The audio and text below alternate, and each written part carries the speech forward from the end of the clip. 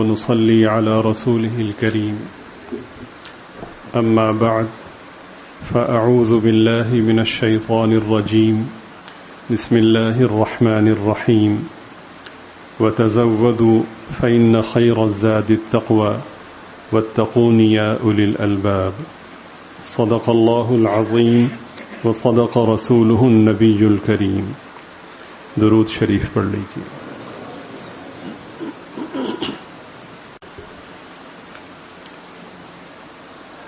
بالخصوص بچیوں کی تربیت کے حوالے سے اور اس تربیت کی اہمیت کے حوالے سے ہمارا موضوع چل رہا ہے۔ پچھلی نشست میں حضرت مولانا ابو الحسن علی ندوی رحمہ اللہ تعالی کی والدہ محترمہ کے تذکرے میں ہم یہاں تک پہنچے تھے کہ وہ فرماتی ہیں کہ جب یہ آیت مبارکہ ایک موقع پہ پڑھی وَإِذَا سَأَلَكَ عِبَادِي عَنِّي فَإِنِّي قَرِيبٌ أُجِيبُ دَعْوَةَ الدَّاعِ إِذَا دَعَانِ، تو بس وہ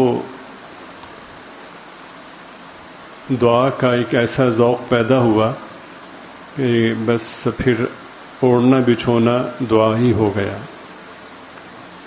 خاص طور پر ان کا یہ فرمانا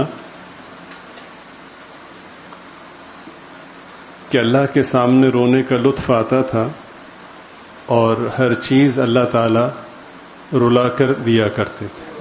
اس میں خاص کیفیت اور لذت ہے روحانی اعتبار سے، کاش ہم اسے سمجھ سکیں۔ مغرب سے ذرا پہلے صلحاء کی ایک مجلس میں بیٹھا ہوا تھا، تو وہاں پہ اسی موضوع پر ایک صاحب علم نے پوچھا کہ بچوں کی تربیت کے حوالے سے کیا ہونا چاہیے۔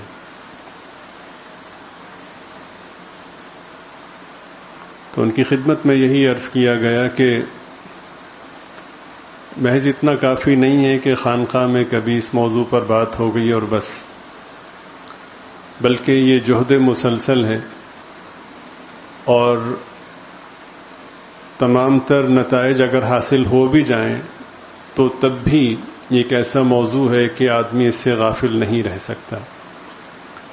روزانہ کی بنیاد پر ہر شخص پر لازم ہے کہ وہ اصلاح اور تربیت کی نیت سے، خیر خواہی کی نیت سے اپنے گھر والوں کو، اپنے بچوں کو وقت دے، باقاعدہ باضابطہ اس کی ترتیب بنائے اور اس نشست کو اختیار کرنے سے پہلے حسن نیت کا اہتمام کرے، یعنی اللہ تعالیٰ سے دعا مانگے کہ یا اللہ آپ مجھے اخلاص بھی نصیب فرمائیں اور اس نشست کو خیر کے حصول کا، خیر کے پھیلنے کا، بچوں کی پاکیزہ تربیت کا ذریعہ بنائیں۔ اور اس میں احادیث مبارکہ کی جو کتب ہیں ان میں سے کسی ایک کو منتخب کر لیں اور اس کی تعلیم سے اس کا آغاز کریں، لیکن اس کو اپنی ذمہ داری سمجھیں اور جیسا کہ عرض کیا کہ یومیہ بنیاد پر اس کو اختیار کیا جائے۔ بظاہر تو یہ ایک سادہ سا مفہوم ہے، لیکن حقیقت میں جو اس کے ثمرات ہیں وہ بہت ہی بڑے اور یقینی اور حقیقی ہیں۔ ہمارا جو موضوع چل رہا ہے اس موضوع کے ثمرات کے حوالے سے اتنا سمجھ لینا کافی ہے کہ جہاں جہاں بیٹی کی تربیت ہوئی ہے وہاں وہاں اللہ تعالیٰ نے ایک فرد ایسا عطا فرمایا ہے جو پورے کے پورے انقلاب کا ذریعہ بنا ہے۔ ایک بہت بڑی حقیقت جو اظہر من الشمس ہے، کیا ہم حضرت مولانا الیاس صاحب رحمۃ اللہ علیہ کے اس احسان سے صرف نظر کر سکتے ہیں جو انہوں نے ہم پہ کیا؟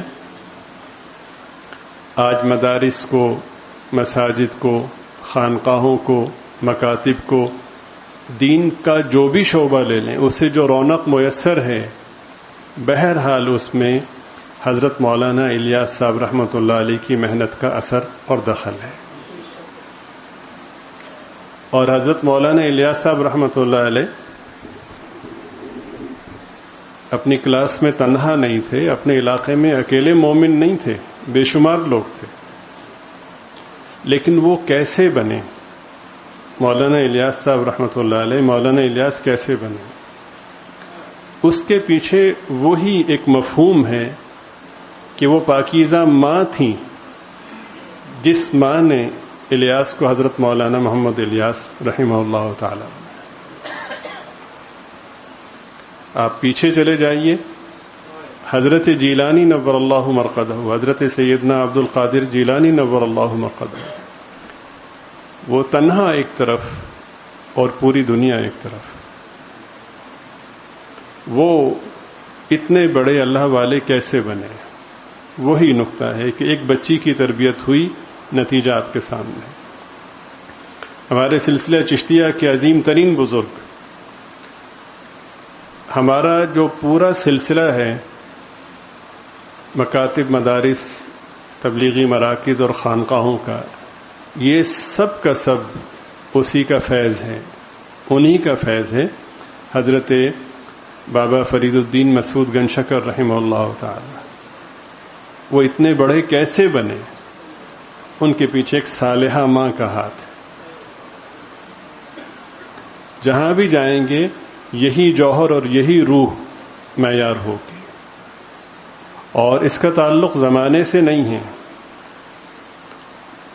جیسا کہ آپ کی خدمت میں اکثر عرض کیا جاتا ہے کہ اللہ تعالیٰ کے وعدے صفات کے ساتھ ہیں، افراد کے ساتھ نہیں. جو بھی صفات کو اختیار کرے گا تو مطلوبہ نتائج اللہ تعالیٰ اس کو ضرور عطا فرمائیں گے. شرط یہ ہے کہ اخلاص اور یقین کے ساتھ انہیں اختیار کریں. اللہ تعالیٰ مجھے بھی، آپ کو بھی، ہم سب کو یہ سبق سمجھنے اور اس پر عمل کرنے کی توفیق عطا فرمائے. اتنا ہے کہ پھر بہت سے لوگوں کی باتیں سننا پڑتی ہیں. گزشتہ نشست میں ایک بے ادبی آپ کی ہوئی، آپ سے پوچھا گیا کہ اپنے بچوں کو کون ولی بنانا چاہتا؟ تو آپ نے کہا بنانا ہم سب بنانا چاہتے ہیں. تو یہ بے ادبی ہے کہ آپ غلط کہتے ہیں. میں مقرر یہ بے ادبی کرتا ہوں کہ ہم غلط کہتے ہیں، اس لیے کہ ہم سب بزرگان دین سے محبت تو کرتے ہیں، لیکن بھول کر بھی کوئی اپنے بچے کو حضرت بابا فرید رحمہ اللہ تعالی جیسا نہیں بنانا چاہتا. اور اس کا سبب کیا ہے کہ لوگ کیا کہیں گے.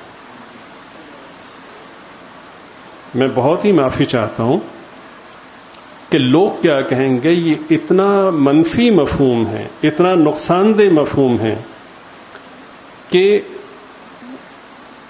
آفتاب رسالت، آفتاب نبوت، آفتاب ہدایت کی موجودگی میں بہت سے لوگ خیر سے اس لیے محروم رہ گئے کہ یہی نقطہ تھا کہ لوگ کیا کہیں گے.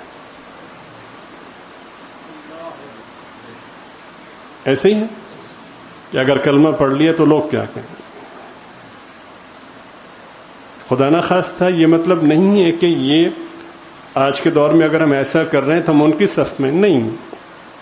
میں خیر سے محرومی کی بات کر رہا ہوں کہ یہ اتنی اذیتناک اور اتنی مہلک بیماری ہے کہ لوگ کیا کہیں گے. حالانکہ جب ہمارے سامنے مادیت ہوتی ہے، دنیا ہوتی ہے، دنیاوی عہدے ہوتے ہیں، تو پھر ہم اس سبق کو یکسر نظر انداز کر دیتے ہیں.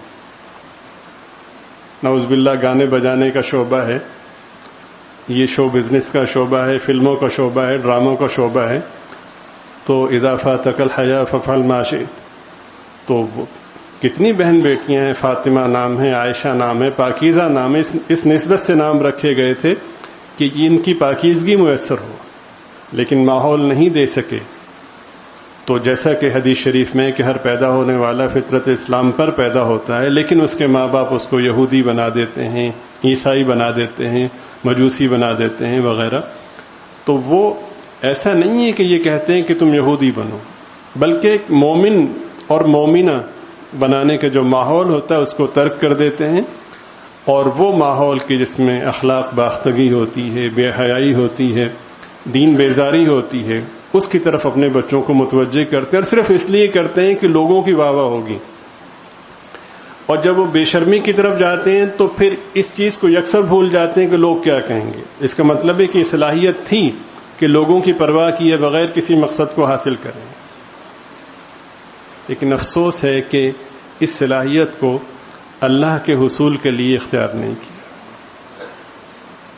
چنانچہ مختلف مواقع میں جب اخبارات میں یا سوشل میڈیا پر پڑھنے کو ملتا ہے ہماری وہ بہن بیٹیاں کہ جو بدقسمتی سے یہ فلموں اور ڈراموں کی دنیا میں چلی گئی ہیں تو قدر مشترک ملتی ہے کہ جب میں اس طرف آئی تو خاندان والوں نے بہت مخالفت کی، لیکن میری والدہ نے میرا بڑا ساتھ دیا اور پھر میں ترقی کی منزلیں طے کرتی گئی. تو شیاطین پھر حوصلہ افزائی کرتے ہیں. ظاہر ہے کہ خیر و شر کی یہ کشمکش تو قیامت تک رہے گی. تو میڈیا تو اصل تو وہی اس میں با اختیار ہیں، تو ایسے لوگوں کو خوب پروموٹ کرتے ہیں وہ. تو یہ مفاہیم پڑھنے کو ملتے ہیں کہ میں نے کسی کی پرواہ نہیں کی، کاش بنت محمد بننے کے لیے میں کسی کی پرواہ نہ کرتی، کاش میری ماں مجھے بنت محمد بننے کے لیے لوگوں کی باتوں کی پرواہ نہ کرتی اور مجھے وہ مواقع میسر کرتی. ایسا نہیں ہے. اتنے بڑے جوہر کو حاصل کرنے کے لیے کچھ نہ کچھ تو قربانی دینا پڑتی ہے، لوگوں کی باتیں سننا پڑتی ہیں. بالخصوص روحانیت اور ہدایت یہ طلب کے بغیر نہیں ملتی. دنیاوی نعمتیں بغیر طلب کے بھی مل جاتی ہیں، لیکن ایسا نہیں ہوتا کہ اللہ تعالیٰ کے احکامات کو نظر انداز کریں، عملی طور پر بغاوت اختیار کریں، دین سے بیزاری اختیار کریں، نعوذ باللہ دین کو گھٹیا سمجھیں، مغرب کے طور طریقوں کو اچھا سمجھیں اور پھر بھی یہ امید رکھیں کہ سنت اللہ کے دائرے میں ولایت اور بزرگی ہماری نسلوں کا مقدر ہوگی. ایسا نہیں ہوتا. بے شک اللہ اس پہ قادر ہیں، لیکن اللہ تعالیٰ کے پاک کلام کے بعض مفاہیم یہ بتاتے ہیں کہ دین ان کا اتنا سستا نہیں ہے. کلیہ ہے کہ وَيَهْدِي إِلَيْهِ مَن يُنِيبُ، اور یہ بھی کلیہ ہے کہ اگر دین کو نظر انداز کر دو گے تو ہم مہر لگا دیں گے. یہ بھی کلیہ. دین کو نظر انداز کرنا سأصرف عن آیاتی الذین یتکبرون فی الارض بغیر الحق. کیسے مہر لگتی ہے؟ وَإِن يَرَوْا كُلَّ آیَةٍ لَا يُؤْمِنُوا بِهَا وَإِن يَرَوْا سَبِيلَ الرُّشْدِ لَا يَتَّخِذُهُ سَبِيلًا. ایک نہیں، ساری کی ساری نشانیاں دکھائیں وہ ایمان لانے کو تیار نہیں ہوگا. آپ جنت کا سیدھا راستہ دکھائیں نہیں چلے گا. وَإِن يَرَوْا سَبِيلَ الْغَيِّ، جیسے ہی گمراہی کا راستہ سامنے آئے گا فوراً چل پڑے. دین بیزاری کا یہ نقصان ہوتا ہے. اور دین سے محبت، دین کی عظمت، دینداروں کی عظمت، شاعر اسلام کی عظمت کا ثمر کیا ہوتا ہے کہ اللہ تعالیٰ کفر سے ایمان کی طرف، گمراہی سے ہدایت کی طرف، شر سے خیر کی طرف منتقل فرماتے ہیں. قطب الاقطاب حضرت اقدس حضرت رائے پوری نور اللہ مرقدہ، ہمارے دادا پیر حضرت مولانا شاہ عبد القادر صاحب رائے پوری نور اللہ مرقدہ نے ایک واقعہ بیان فرمایا کہ ایک صاحب تھے جو ہندو تھے، مسجد کے سامنے ان کی دکان تھی. تو اللہ کی شان وہ مسجد کی عظمت اپنے دل میں رکھتے تھے، مسجد میں آنے جانے والوں کو محبت کی نگاہ سے دیکھتے تھے، اور کبھی کبھار ایسا بھی کرتے کہ مسجد کا جو دیا تھا اس میں تیل ڈالتے، اس کو روشن کرتے تھے. وہ ہندو مذہب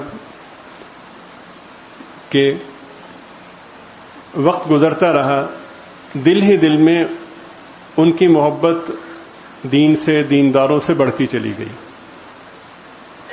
حضرت فرماتے ہیں کہ ایک دن وہ مسجد میں آئے اور آ کر مسجد کے جو ذمہ داران تھے کمیٹی کے، ان سے ملے، امام صاحب سے ملے اور کہنے لگے کہ میں مسلمان ہونا چاہتا ہوں. تو یہ حضرات بہت خوش ہوئے تو کہا کہ مجھے کلمہ پڑھائیے. تو انہوں نے کلمے کا پہلا جملہ بولا تو باقی پورا کلمہ ان صاحب نے خود سنایا اور غالباً سارے کلمے سنائے. تو سب بہت خوش ہوئے. انہوں نے ان کے سامنے اسلام تو قبول کر لیا لیکن اظہار نہیں کیا. تو کچھ دن کے بعد جمعے کے موقع پر جمعے کے بعد وہ حاضر ہوئے اور کہنے لگے کہ مجھے وضو کرنا سکھائی ہے. تو انہوں نے وضو کا طریقہ بتانا شروع کیا تو وہ سارے کا سارا وضو انہوں نے خود کیا. تو انہوں نے کہا کہ اس دن کلمہ بھی آپ نے پڑھا, باقی کلمے بھی پڑھے اور آج وضو بھی. کہنے لگے کہ رات کو سبز لباس میں 2 فرشتے میرے پاس آئے اور انہوں نے مجھے یہ سب کچھ سکھایا. تو کہتے ہیں کہ وہ ایمانیات اور عقائد اسلامیہ ان سب کو اختیار کرنے کے بعد انہوں نے کہا کہ بھئی ایک بات کہنا چاہتا ہوں کہ تم میرے ایمان کے گواہ ہو. کہ جی بالکل. کہنے لگے یہ کہا اور اس کہنے کے بعد کلمہ پڑھا اور روح ان کی پرواز کر.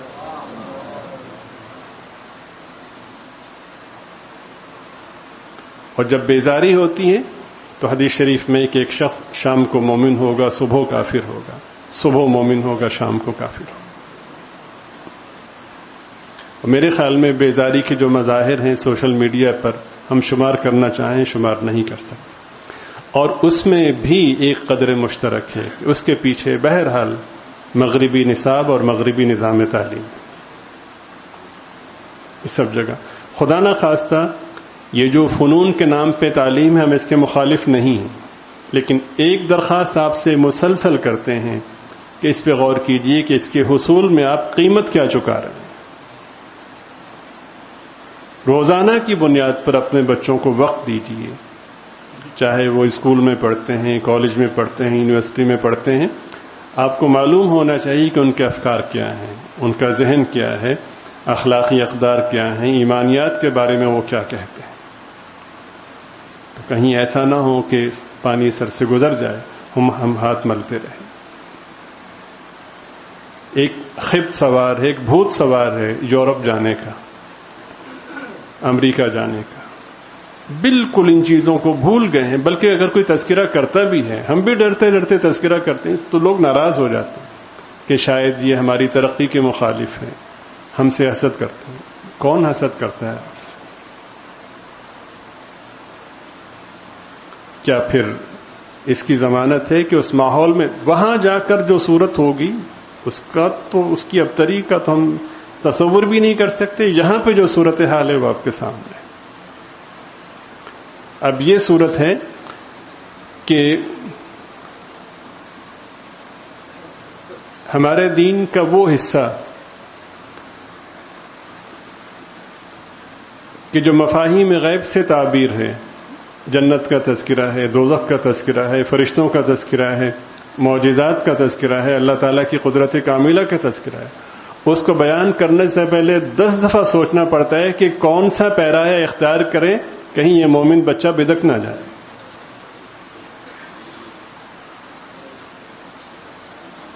مضامین میں چھانٹی کرنا پڑتی ہے کہ کون سا حصہ بیان کریں. حالانکہ اللہ کا دین اور یہ سارے کے سارے مضامین حق ہیں, 100% حق ہیں. اس کی وجہ یہ ہے کہ ہم نے بغیر سوچے بغیر سمجھے جن کے حوالے کیا ہے ان بیچاروں کو تو اس سمجھے کا طریقہ نہیں آتا, پاکی کا مفہوم انہیں میسر نہیں ہے. بلکہ وہاں پر اکثر یہ سننے کو ملتا ہے کہ دین بیزاری سکھائی جاتی ہے.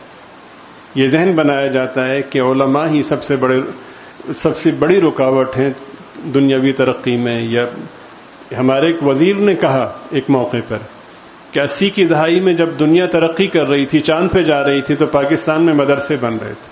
خیر اس کو تو اللہ نے عبرت کا نشان بنایا. وہ پتہ نہیں وہ کب تک اس کا بھاگنا رہے گا. اور بھی ایک وزیر نے ایک موقع پہ کہا کہ مدارس جہالت کی فیکٹریاں ہیں وغیرہ وغیرہ. تو باقاعدہ سکھایا جاتا ہے. تو ایسا کیوں ہوا ہے؟ پاکستان اسلام کے نام پر بنا, کتنی قربانیاں دی گئیں, اسی مقصد کے لیے دی گئیں. تو خدا کے لیے اپنے بچوں کی طرف متوجہ ہوں, فکر مندی اختیار کریں اور نرمی اور محبت سے، منت سماجت سے ان کو خیر کی طرف متوجہ کریں۔ سختی اس کا حل نہیں ہے، کبھی بھی سختی کسی بھی معاملے کا حل نہیں رہا۔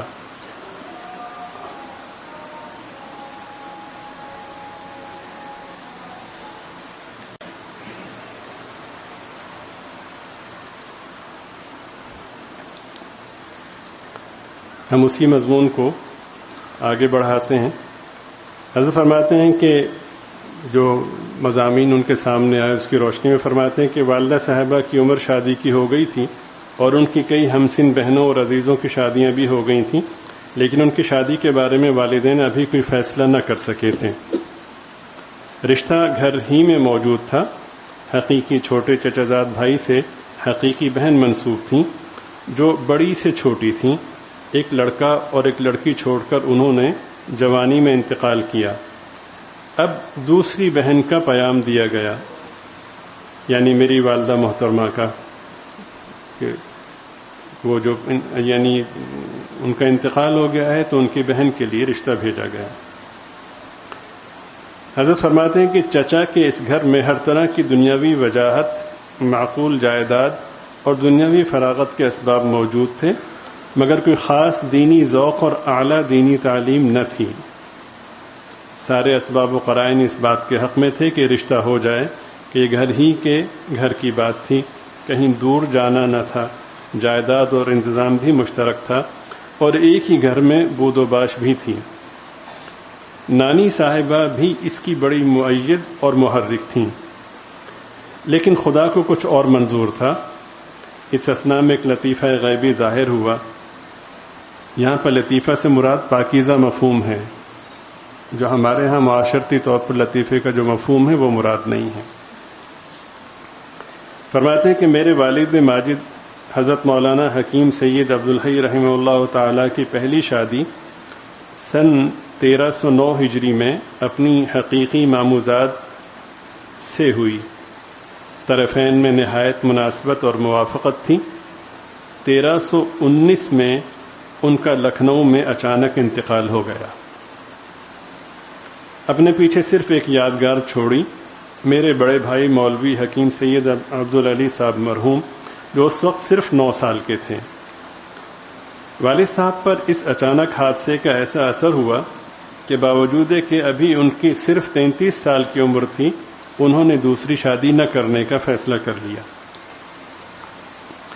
میرے دادا صاحب مولانا حکیم سید فخر الدین رحمہ اللہ تعالی اور میرے نانا صاحب دونوں حضرت مولانا سید خواجہ احمد صاحب نصیر آبادی کے سلسلہ میں مجاز اور قرابتوں اور خاندانی رشتوں کے علاوہ پیر بھائی بھی تھے اور آپس میں نہایت اتحاد و الفت تھی۔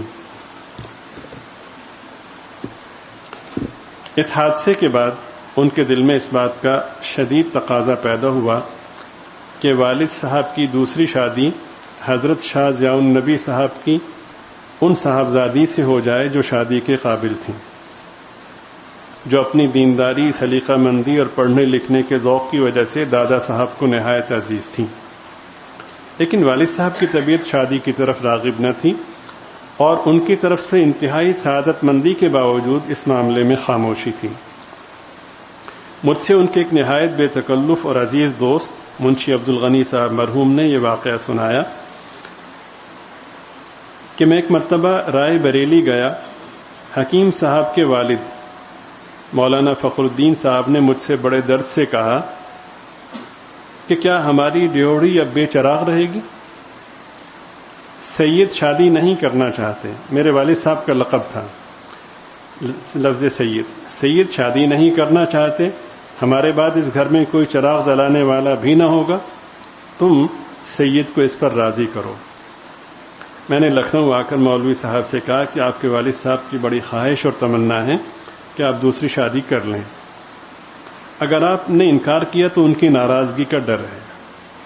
والد کی ناراضگی کا ڈر، یہ احساس بھی دینی ماحول میں پیدا ہوتا ہے، اس لیے کہ سرکار نے فرمایا کہ اللہ کی رضا والد کی رضا میں ہے اور اللہ کی ناراضگی والد کی ناراضگی۔ جس ماحول میں ہم اپنے بچوں کو بھیجتے ہیں شٹ، اور باقی الفاظ ایسے ہیں کہ وہ الامان والحفیظ، باپ کو جوتے کی نوک پہ رکھتے ہیں. آپ کو طے کرنا ہے کہ بچوں کو کیا سکھانا اور کیا بنانا ہے. ایک صاحب کے 4 بیٹے تھے. انہوں نے اپنے 3 بیٹوں کو یونیورسٹی میں پڑھایا. پھر اللہ تعالیٰ کا خصوصی کرم ہوا, وہ خیر کی طرف متوجہ ہوئے اور جامعۃ الرشید والوں سے ان کا تعلق ہوا, تو انہوں نے اپنے 4تھے بیٹے کو جامعۃ الرشید کے ماحول میں یونیورسٹی کی تعلیم دلوائی. وہاں پہ الحمدللہ اس کا بندوبست ہے. تو بعد میں انہوں نے فرمایا کہ میرے 4 بیٹے لاپتہ ہو گئے تھے, ایک مجھے واپس مل گیا ہے.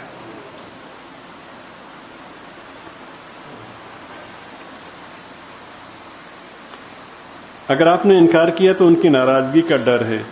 آخر کار والد صاحب باپ کی اطاعت اور تعمیل حکم کے خیال سے راضی ہو گئے اور نانا صاحب کے ہاں پیغام بھیج دیا گیا.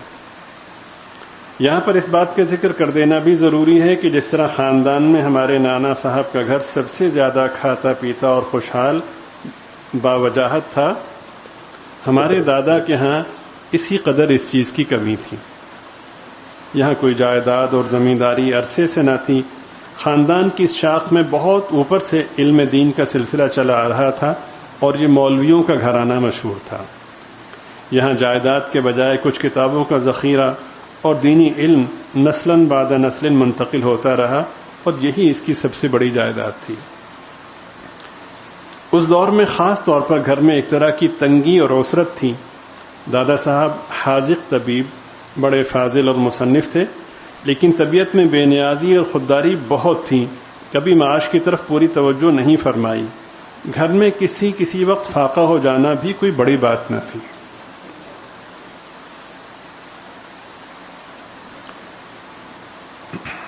والد صاحب مرحوم نظامت ندوۃ العلماء میں پہلے 30-40 روپے ماہوار کے ملازم تھے, پھر اس کو بھی ترک کر دیا. ایسی حالت میں جب یہ پیام پہنچا تو میری نانی صاحبہ کو اس کے قبول کرنے میں بڑا تردد ہوا کہ اس گھر کے بجائے اس گھر میں غربت بھی ہے اور جس لڑکے سے شادی کی بات چیت کی کوشش ہو رہی ہے اس نے ملازمت بھی چھوڑ دی ہے. تو میری نانی جو ہیں وہ اس پر متردد تھیں. عورتیں ان معاملات میں زیادہ دوربین اور حساس ہوتی ہیں. گھر سے گھر ملا ہوا تھا, وہ گھر کی حالت سے واقف تھیں. پہلے رشتے کے مقابلے میں اس کو ترجیح دینا ان کے سمجھ میں نہ آیا. جان بوجھ کر بیٹی کو تکلیف میں ڈالنا ان کے نزدیک کوئی عقل مندی کی بات نہ تھی. لیکن نانا صاحب کو والد صاحب کے ساتھ بڑی محبت تھی. والد صاحب نے ان سے روحانی استفادہ بھی کیا تھا اور وہ ان کی علمیت اور صلاحیت سے واقف بھی تھے. پیام آتے ہی وہ کھل گئے اور گویا ان کی مراد پوری ہو گئی. نانی صاحبہ سے انہوں نے صاف کہہ دیا کہ سید جوان صالح عالم اور ہونہار ہے, میں ان پر کسی کو ترجیح نہیں دے سکتا. میرے نزدیک غربت اور عمارت کی کوئی اہمیت نہیں, اصل دیکھنے کی چیز صلاحیت اور علم ہے. یہاں پہ قابل غور نقطہ یہ ہے, کیا ہمارے نزدیک بھی علم اور صلاحیت ہی ترجیحاً سب سے اہم ہے؟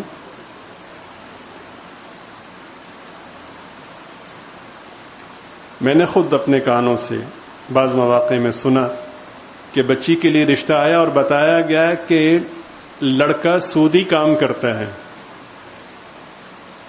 تو گھر کی خواتین نے ترجیحاً کہا کہ پھر کیا ہوا, پیسہ تو ہے نا. یہ ہمارا مزاج بن رہا, بھوکا مارنا ہے بچی کو. یہ سب وہ تانے بانے ہیں, بنیادیں ہیں کہ جب ملتی ہیں تو پھر اللہ تعالیٰ نتیجہ ولی کی صورت میں ظاہر فرماتا ہے. دیکھتے جائیے, سنتے جائیے. خود والدہ صاحبہ کی زبان سے اس کو سنیے. وہ اپنے رسالے الدعاء والقدر میں لکھتی ہیں, جس طرف سے زیادہ کوششیں تھیں وہ میرے چچا کا گھر تھا. 2 بہنیں میری اس گھر میں منسوب ہو چکی تھیں. یہ گھر ایک مدت سے سرسبز اور آباد تھا. دنیاوی اعتبار سے ہر خوبی میں بے مثال تھا. مال و دولت, عزت, شرم و حیا, صورت و سیرت, غرض اس سے بہتر کوئی گھر نہ تھا. یہ ہمارے لیے باعث فخر سمجھا جاتا تھا. والدہ مرحومہ کی دلی خواہش اسی طرف تھی. اپنے حقیقی بھائی کے گھر پر اس کو ترجیح دیتی اور مجھے بھی یہ گھر عزیز تھا. تمام باتیں میرے موافق تھیں، مگر والد مرحوم کا خیال تھا کہ مفلسی ہو مگر متقی اور پرہیزگار ہو، یہ خوبی یہاں نہیں پائی جاتی۔ مفلس ہو مگر متقی اور پرہیزگار ہو، یہ خوبی یہاں نہیں پائی جاتی۔ ان کا یہ خیال تھا کہ متقی اور پرہیزگار ہونا چاہیے۔ اس کشمکش اور تردد و انتظار کے زمانہ میں والدہ صاحبہ نے، جن کو اس زمانے میں خوابوں سے بڑی مناسبت تھی، کئی ایسے خواب دیکھے جن میں والد صاحب کے گھر کی طرف اشارہ تھا، اور یہ کہ اگر یہ دونوں گھر مل گئے تو اللہ تعالیٰ کی طرف سے خاص عنایتیں ہوں گی۔ اسی دوران انہوں نے ایک بشارت آمیز خواب دیکھا۔ خواب میں دیکھا کہ وہ قرآن کریم میں یہ آیت پڑھ رہی ہیں، فَلَا تَعْلَمُ نَفْسٌ مَّا أُخْفِيَ لَهُم مِّن قُرَّةِ أَعْيُنٍ جَزَاءً بِمَا كَانُوا يَعْمَلُونَ۔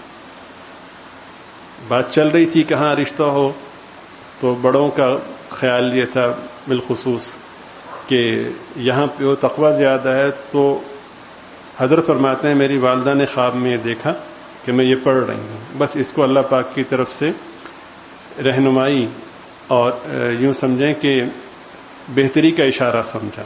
اس کا مفہوم یہ ہے کہ تم نہیں جانتے کہ اللہ نے تمہاری آنکھوں کی ٹھنڈک کی کیا کیا چیزیں پوشیدہ رکھی ہیں۔ ان کی آنکھوں کی ٹھنڈک تو تھی، پورے عالم اسلام کی آنکھوں کی ٹھنڈک ہے مولانا ابوالحسن علی صاحب۔ بالآخر نانا صاحب کا فیصلہ اور ارادہ غالب رہا۔ سن 1323 بمطابق 1904 میں بخیر و خوبی رشتہ ہو گیا۔ دادا صاحب اس رشتے سے باغ اور اپنے انتخاب پر مطمئن اور مسرور تھے۔ والدہ صاحبہ کے آتے ہی انہوں نے گھر کا سارا انتظام اور والد صاحب کی 2 چھوٹی بہنوں کو جو دوسری والدہ سے تھیں والدہ صاحبہ کے حوالے کر دیا، اور خود وہ اور دادی صاحبہ مرحومہ گھر اور بچوں کی طرف سے بالکل فارغ اور سبکدوش ہو گئے۔ جب اس گھر میں شادی ہونے کے بعد وہ تشریف لائیں تو حضرت فرماتے ہیں کہ والدہ صاحبہ اپنے نئے گھر میں آئیں تو اس کا انہوں نے وہی نقشہ دیکھا جس کو وہ سنا کرتی تھی۔ تنگی ترشی کا زمانہ، کبھی فراغت کبھی فاقہ، گھر میں کئی کھانے والے اور دادا صاحب کی آمدنی برائے نام۔ ادھر نانی صاحبہ اپنی شفقت کی بنا پر اس ٹو میں رہتی ہیں کہ بیٹی کو کوئی تکلیف تو نہیں، کبھی کسی ماما کو بھیجتی کہ گھر میں کچھ پک رہا ہے یا نہیں۔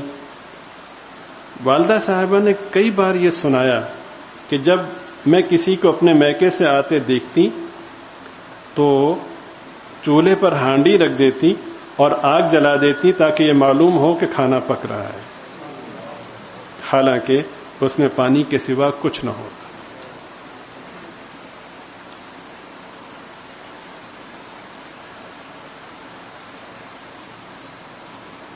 ہم اپنی بیٹیوں کو کیا سکھاتے ہیں؟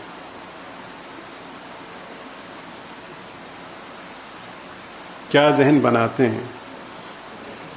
ہماری خواتین اگلی نسلوں کو کس حوالے سے تیار کر رہی ہیں؟ کچھ وضاحت کی ضرورت ہے۔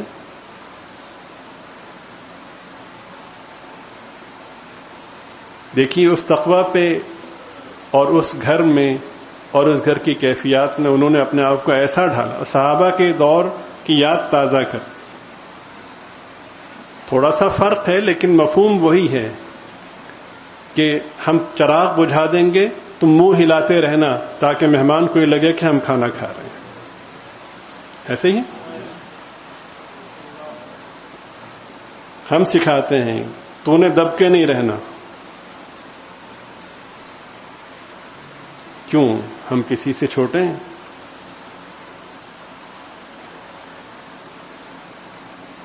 برابر جواب دینا ہے، گھر کے کام کاج کی کوئی ضرورت نہیں، یہ ان کی ذمہ داری ہے، وغیرہ وغیرہ۔ میرے خیال میں کچھ بتانے کی ضرورت نہیں ہے۔ اور مجھے یہ بھی حیرت ہو رہی ہے کہ بشمول میرے ہم سب اس کوتاہی کے مرتکب ہیں کہ کہیں یہ سارا مضمون، یہ گفتگو سدا بسہرا تو نہیں، ہمیں چاہت ہی نہیں ہے کہ ہماری اولاد میں کوئی ولی پیدا ہو۔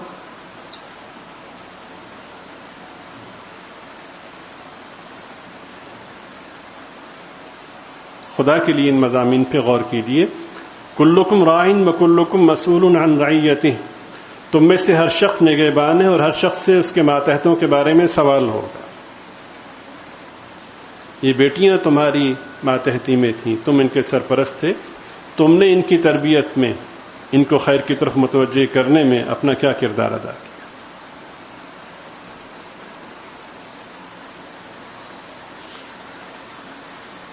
بعض اوقات نانی صاحب اپنی فراست سے تاڑ لیتی اور کھانے کا خوان لگا کر بھیج دیتی ہیں، بیٹی کے لیے کھانا بھیج دیا.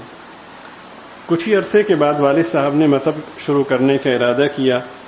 والدہ صاحبہ کہتی تھیں کہ مجھ سے مشورہ لیا، میں نے اس کی بڑی تائید کی اور مطلب کا سلسلہ شروع ہو گیا. مطلب شروع ہوتے ہی وہ پریشانی دور ہو گئی، آمدنی کا سلسلہ شروع ہوا اور بہت جلد اتنی برکت اور ترقی ہوئی کہ گھر کا نقشہ ہی بدل گیا. گھر جس کا بڑا حصہ خام تھا، والدہ صاحبہ کی بلند ہمتی اور زندہ دلی سے اس کی تعمیر کا سلسلہ شروع ہوا اور رفتہ رفتہ ایک پختہ حویلی بن گئی. دونوں بہنوں اور بھائی صاحب کو اس طرح اپنی تربیت اور شفقت میں لیا کہ وہ ماں کو بھول گئے اور ساری عمر ان سب نے ان کو ماں سمجھا. جس گھر میں خود گھر والوں کو کبھی کبھی فاقہ کرنا پڑتا تھا، اب وہاں ہر گھر سے زیادہ مہمانوں کا سلسلہ شروع ہو گیا. یہاں پہ مجھے بڑے افسوس سے کہنا پڑتا ہے کہ مہمان نوازی اور مہمانوں کے لیے خدمت کرنا، یہ دو ایسے مفاہیم ہیں کہ ہم تاکیداً اپنی بچیوں کا ذہن بناتے ہیں کہ ہم کسی کے نوکر نہیں ہیں. یہاں تک ہے کہ اگر شوہر کا کوئی ذہن ہے مہمان نوازی اور فیاضی کے حوالے سے، سارے اسباب اس نے مہیا کیے، تو خاتون کو یہ بھی بوجھ ہوتا ہے کہ میں کیوں پکا کر کے دوں. حالانکہ یہ ہماری میراث نہیں ہے. ہمارے محترم قاری طاہر صاحب کھڈیاں والے، انہوں نے مجھے بتایا کہ یہ جو سہولتیں اب ہیں آج سے 40-50 سال پہلے نہیں تھی. گھروں میں سلنڈر وغیرہ نہیں ہوا کرتے تھے اور عام طور پر تیل کے چولہے بھی کہیں کہیں ہوتے تھے. تو بتاتے ہیں کہ ہمارے گھر میں اگر رات کو 2 بجے بھی کوئی مہمان آئے ہیں تو میری والدہ اصرار اور اہتمام کے ساتھ 2 بجے اٹھ کے لکڑیوں کا چولہا جلانے کے بعد ان کے لیے کھانا بناتی. ہماری والدہ محترمہ باوجود ہے کہ کسی طرح کی کوئی سہولت نہیں تھی، مہمانوں کی خدمت کے حوالے سے ہمارے والد صاحب جو فرماتے تھے اس خدمت کے حوالے سے اس کو اپنے لیے سعادت سمجھتی تھی. اور برکت کی صورت انہی کا فیض ہے اور انہی کی برکات کا تسلسل ہے کہ ابھی بھی یہ ہے کہ جمعے کے دن ہمارے ہاں 20-25 لوگوں کے لیے کھانا بنتا ہے اور اللہ کا شکر ہے 125 کھا لیتے ہیں پھر بھی بچ جاتا ہے. الحمدللہ ثم اللہ کا نظام ہے، اس ذات نے دینا ہے. تو بڑی بد نصیبی اور بڑی بدبختی ہے کہ ہم بچیوں کو یہ پاکیزہ اسباق نہیں بتاتے، نہیں سکھاتے.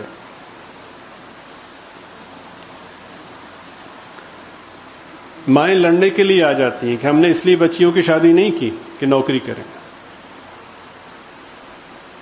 بڑے ادب سے درخواست ہے کہ وفادار شوہر کی خدمت کو بوجھ سمجھا، جہاز میں بیسیوں بدنگاہ بدتمیز لچے لفنگوں کی خدمت کو وقار سمجھا. 1% بھی لوگ پاکیزہ نگاہ سے نہیں دیکھتے. ان کو کھانا دینا، ان کی گندی نگاہوں کا سامنا کرنا، وہ سمجھ میں آ گیا. اس سے کہیں زیادہ خیال کرنے والا، کہیں زیادہ خرچ کرنے والا شوہر وہ پاکیزگی سمجھ میں نہیں ہے. استاد صاحب رحمۃ اللہ علیہ فرمایا کرتے تھے کہ رب رسے تے مت خود سے. جب اللہ پاک ناراض ہو جاتے ہیں تو پھر عقل و شعور سب ختم ہو جاتا ہے. دیکھیں نا، ایک بڑا آسان سا سیدھا سادہ سا سوال ہے کہ جو خاتون جس کو آپ یہ سکھا رہے ہیں، اب بیکن ہاؤس میں جا کر خدمت تو نہیں سیکھے گی نا، لمس میں جا کر خدمت تو نہیں سیکھے گی. پہلے سے آپ کو 2-3 ملازماؤں کا بندوبست کرنا پڑے گا. یہاں پہ آپ کے انسانی حقوق کا جو تصور ہے وہ کہاں گیا؟ یہ جو بچیاں کام کے لیے رکھی گئی یہ انسان نہیں. اور پھر جو آپ کے بلند اخلاق ہیں میڈیا ان سے بھرا ہوا ہے. وہ بچی موت و زیست کی کشمکش میں ابھی بھی مبتلا ہے، وہ جو جج صاحب کے ہیں. یہ تو چند چیزیں جو منظر پہ آتی ہیں، ورنہ ہر گھر کی یہی کہانی. اچھے خاصے سمجھدار گھرانوں میں انہوں نے کہا کہ ہمارے گھر میں پریشانی ہے. تو میں نے ان کی خدمت میں عرض کیا کہ دو کام ہیں. اگر آپ نے اپنے گھر میں خادمائیں رکھی ہیں تو ان کی تنخواہ دے کر آپ نے ان کا حق ادا نہیں کیا. جب تک کہ اس احساس محرومی کے تصور سے انہیں باہر نہ نکالیں جس کی آپ عادی ہو چکی ہیں، ان کو احساس محرومی میں رکھنے کی. کھانا بنتا ہے، آپ کے بچوں کو دن بھر وہ سنبھالتی ہیں. کھانا بننے کے بعد آپ کھا رہے ہوتے ہیں، وہ سامنے بیٹھی ہوتی ہیں. آپ ہوٹل جاتے ہیں تو اپنے بچوں کو سنبھالنے کے لیے بیگم صاحبہ کو تکلیف نہیں دیتے، ان کو لے کر جاتے ہیں. آپ ٹیبل پہ بیٹھے ہوئے کھانا کھا رہے ہیں، وہ قریب میں بیٹھی ہوئی. دین کیا سکھاتا ہے؟ نبی پاک صلی اللہ علیہ وسلم کے اخلاق کیا سکھاتے ہیں؟ سید بادشاہ، سب کے سردار، کھانا کھانے لگے، لقمہ منہ میں ڈالنے لگے تو سامنے سے بھنگی گزرا، نظریں چار ہوئی تو اس نے کہا جی شاہ جی سلام. وعلیکم السلام. حضرت نے لقمہ روک لیا، فرمایا کہ آئیے.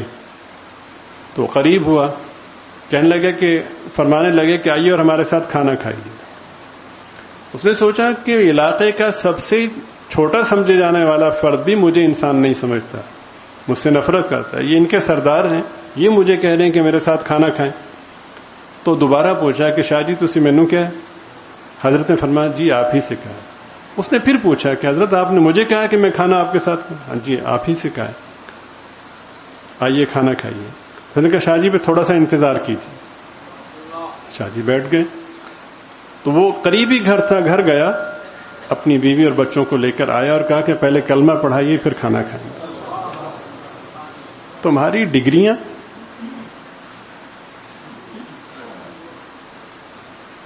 جن سے یہ اخلاق پیدا ہوں، وہ آگ میں جلائے جانے کے قابل ہیں.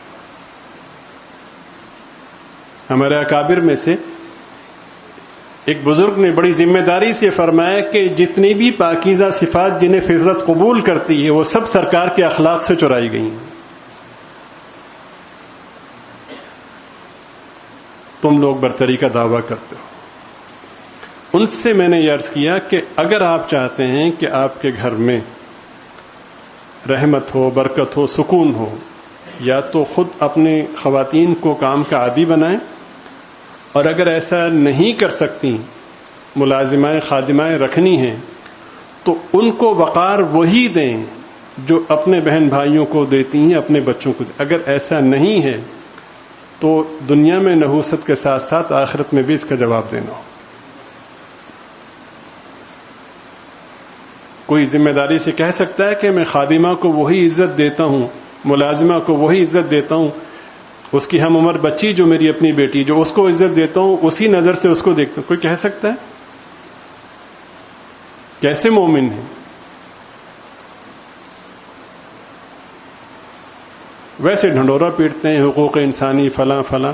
دیکھیں نا کتنی آسان سی بات ہے کہ شوہر کی خدمت کرنا نہیں سیکھا، شرابی کبابی لچے لفنگے جو جہاز میں سفر کرتے ہیں ان کی خدمت کرنا سیکھ لی. ایک آدمی کی خدمت دشوار تھی، اب وہ پوری رو جو اس کے ذمے ہیں اس میں 30 یا 40 ان سب کی خدمت کرنی. بہت سے مناظر ایسے ہیں جو ہمیں نہیں دکھائی دیتے. خوش نصیبی کہ ہماری ایئر لائنز میں شراب نہیں ہوتی، جہاں پہ شراب ہوتی ہے وہاں پہ اور بہت کچھ ہوتا ہے. آپ کی سمجھ میں بات نہیں آ رہی، آئے گی بھی نہیں، اس لیے کہ آپ سمجھنا ہی نہیں چاہتے. تو اللہ کا دین بھی اتنا سستا نہیں ہے. اس کی عظمت دل میں ہوگی تو پھر امید کی جائے گی. البتہ اللہ تعالیٰ کو وہ شخص بہت پسند ہے کہ جو اس کی بھٹکی ہوئی مخلوق کو خیر کی طرف لانے کی کوشش کرے. اور اس کی ایک ہی صورت ہے کہ منت سے، سماجت سے، خوشامد سے اللہ تعالیٰ کے بندوں کو خیر کی طرف لایا جائے. یہ ہمارے ہی بچے ہیں، ہماری ہی بہن بیٹیاں ہیں، ان کے لیے کوشش کی جائے، نرمی سے کوشش کی، فتوے کے ذریعے سے نہیں. تم سب فاسق و فاجر ہو، اس سے خیر کی طرف نہیں آئے. یہ ایک پہلو ہے. لیکن اس کا یہ مطلب نہیں کہ ہم جنہیں اللہ تعالیٰ نے یہ ذمہ داری دی ہے کہ بچوں کی تربیت کرنی، لے کے چلنا ہے، ہم ان کے لیے صحیح رخ متعین نہ کریں۔ ابھی سے سوچیے، جو بچے لاپتہ ہو گئے ہیں یعنی دین سے دور ہو گئے ہیں، انہیں دین کے ذریعے سے بازیاب کیجیے، انہیں خیر کی طرف متوجہ کیجیے، اپنے دوست احباب میں اس فکر کو آپ پھیلائیے کہ یہی صحیح راستہ ہے اگر چاہیں کہ ہماری جو آخری زندگی ہے وہ بہتر بنے۔ ہمارے بچے ہمیں پوچھیں، بھلا وہ کیوں نہیں پوچھیں گے کہ جہاں پہ صرف دیکھنے پر حج عمرے کا ثواب ملتا ہے؟ تو حج عمرے کا ثواب یہ تصور لمس سے نہیں ملے گا، کامسٹ یونیورسٹی سے نہیں ملے گا، فاس سے، نیس سے یہ نہیں ملے گا، بیکن ہاؤس سے نہیں ملے گا، یہ دینی حلقوں سے ملے گا۔ بہت خوش ہیں کہ بچوں کو امریکہ بھیج دیا ہے، فلانی جگہ رشتہ ہو گیا۔ بڑے درد سے اور افسوس سے کہنا پڑتا ہے کہ اگر مادی اعتبار سے بہتر رشتہ آیا ہو بچے کا یا بچی کا، بالخصوص یورپ سے یا امریکہ سے رشتہ آیا ہو، تو یہ ان لوگوں کی بات کر رہا ہوں جو دین دوست کہلاتے ہیں کہ ان سے کہتے ہیں استخارہ کریں، کہتے ہیں جی استخارہ نہیں کرنا، بھئی استخارے میں اگر منع ہو گیا تو چھوڑنا پڑے گا۔ یہ دین دوست جو ہے ان کے لیے ہاتھ میں تسبیح ہے، خانقاہ میں بھی باقاعدگی سے آتے ہیں، وغیرہ ساری دینداری ہیں۔ حالانکہ جناب رسول پاک صلی اللہ علیہ وسلم نے فرمایا کہ بالخصوص جب بچیوں کے رشتے دیکھنے کا مرحلہ ہو، نکاح کا موقع ہو، تو فرمایا کہ نکاح 4 وجوہات کی بنا پر کیا جاتا ہے، جو ترجیح دی جاتی ہے، بچی کو منتخب کیا جاتا ہے، وہ ان 4 میں سے کسی ایک وجہ کی بنا پر کم از کم یا تو اس کے حسن کو دیکھا جاتا ہے، یا اس کے خاندان کو دیکھا جاتا ہے، یا اس کے مال کو دیکھا جاتا ہے، اور سب سے آخر میں دین کو دیکھا جاتا ہے۔ اگر اونچا خاندان ہے نام نہاد جیسا کہ لوگ سمجھتے ہیں تو بس ٹھیک ہے۔ خاندان کی ایسی مصیبت اور بیماری ہے کہ مجھے نہیں لگتا کہ 1% بھی لوگ ایسے ہوں کہ خاندان کے مقابلے میں دین کو ترجیح دیں۔ اور چونکہ میں ان کیفیات سے گزرا ہوں،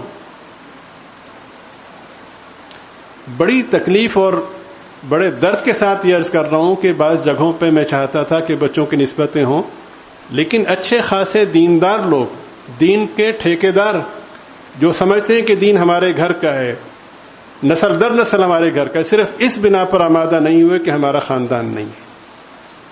کیسی دینداری ہے؟ کس دین کی نمائندگی کرتے ہو؟ بے شک خاندان میں اگر اچھا رشتہ ہو، برادری میں رشتہ ہو تو بہت اچھی بات ہے، لیکن اگر اچھا رشتہ وقت میں میسر نہیں ہے تو دینی نسبت سے جو سب سے بہتر رشتہ ہو، چاہے کسی خاندان اور برادری سے تعلق ہو، منشا مبارکہ سرکار دو عالم صلی اللہ علیہ وسلم کی یہ ہے کہ اس کو ترجیح دیجیے۔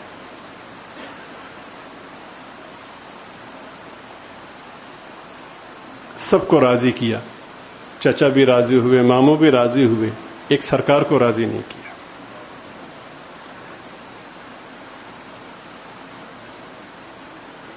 میں نہیں کہتا کہ شادی ہال میں شادی کی تقریبات کرنا غلط ہے، جائز ہے، لیکن قرض لے کر لوگوں کو دکھانے کے لیے اللہ حافظ ہے، تصور تو پھر وہی ہے کہ لوگ کیا کہیں گے، تصور تو پھر ابو جہل والا ہوا نا۔ تو پھر تقابل کے موقع پر دینداری کا پتہ چلتا ہے۔ حضرت اقدس امام الاولیاء شیخ التفسیر حضرت لاہوری نور اللہ مرقدہ فرمایا کرتے تھے کہ دینداری کا پتہ غمی یا خوشی کے موقع پر چلتا ہے۔ عام حالت میں تو ہر آدمی تسبیح پکڑ کے بڑا نیک بننے کا تاثر دیتا ہے، اس موقع پہ پتہ چلتا ہے کون کتنا دیندار۔ ہمارے بہت اچھے ساتھی ہیں، انہوں نے سنایا کہ ان کے عزیزوں کی شادی تھی، تو میں نے ان سے بڑے ادب سے کہا کہ اس موقع پر گانے بجانے سے گریز کیجیے گا۔ تو 1-2 دفعہ تو انہوں نے نظر انداز کیا، میں نے جب مؤدب اصرار کیا تو کہنے لگے پھر جنازہ لے جائیے. چوڑی صاحب سن رہے ہیں؟ ہاں. یہ صورتحال. تو پھر اللہ تو غیرت کا خالق ہے، تم اس کے دین کو اتنا نظر انداز کرو گے تو پھر کیسے امید رکھ سکتے ہو؟ تم دیندار ہو کر بھی اپنے آپ کو اس خول سے نہیں نکال سکے کہ لوگ کیا کہیں گے، تو پھر باقی لوگوں سے کیا امید کی جا سکتی؟ بہرحال تو سرکار نے فرمایا کہ ان چیزوں کی بنا پر رشتے کا انتخاب ہوتا ہے. تو فرمایا آخر میں ہے کہ اللہ تجھے سمجھ دے، دینی نسبت کو سب سے زیادہ ترجیح دے. تنبیہی جملہ فرمایا، اس کو اختیار کریں گے، باقی چیزیں اگر اس کے بعد ہیں تو کوئی حرج نہیں. نبی پاک صلی اللہ علیہ وسلم کی منشا یہ ہے، اور جو سرکار کی منشا ہے وہی اللہ کی منشا ہے. وہ اللہ کی منشا کو بیان کرنے کے لیے دنیا میں تشریف لائے. تو جو خالق کی منشا ہے اس کو اگر پورا کریں گے تو پھر خالق رحمتوں کے دروازے کھول دیں گے. اللہ تعالیٰ مجھے بھی آپ کو بھی صحیح فہم نصیب فرمائے اور اخلاص کے ساتھ عمل کی توفیق عطا فرمائے. وآخر دعوانا ان الحمد للہ رب العالمین.